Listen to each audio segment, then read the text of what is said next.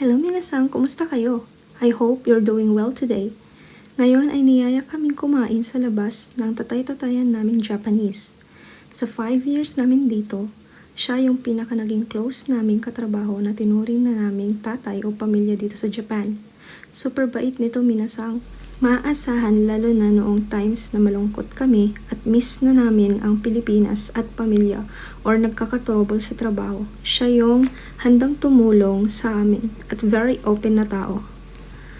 So today, isang Italian restaurant kami dinala ng tatay namin at eat all you can ang mga dessert, add-ons at iba pa.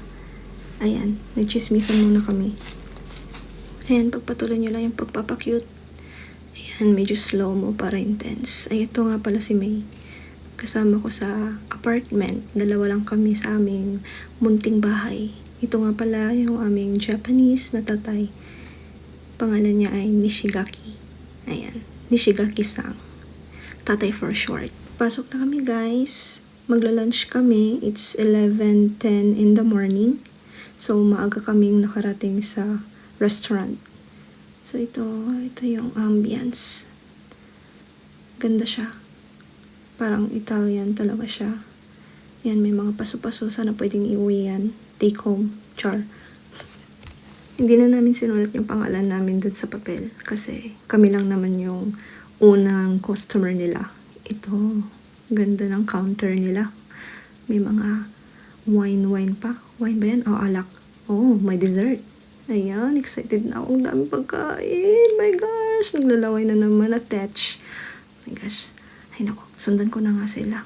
Ayan, lahat na nakikita niyo minasang. Librian. Eat all you can. Hi, kuya. Doon daw. O, sige. Ito tayo. Puna tayo. Ayan. Ayan, prepared talaga sila. Mayroon ng kutsara at tinidor. Ayan, iba talaga pag nakapareserve. And wow! Ito na yung menu nila. Ayan. So, makikipag-usap dyan yung tatay namin kasi medyo Japanese siya. Hindi ko naintindihan. Ayan guys, parang nakakanji yung mga binabato niyang salita. Ayan, kayo nang bahala dyan. Basta ako, kakain lang ako. Ayan, patingin nga.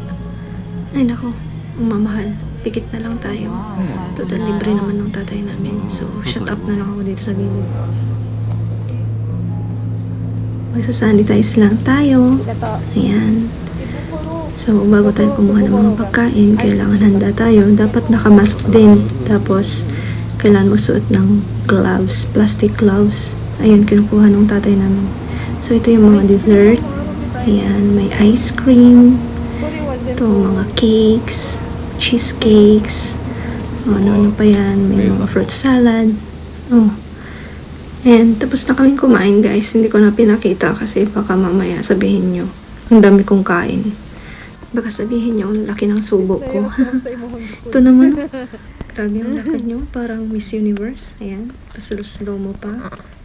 Hi. Ayan. Sige, pagbigyan na natin si Madam. Ayan. Ayan, video natin to. Say hi, tatay. Hi. Ayan, tinatawag niya si May. Papicture daw sila. Say cheese.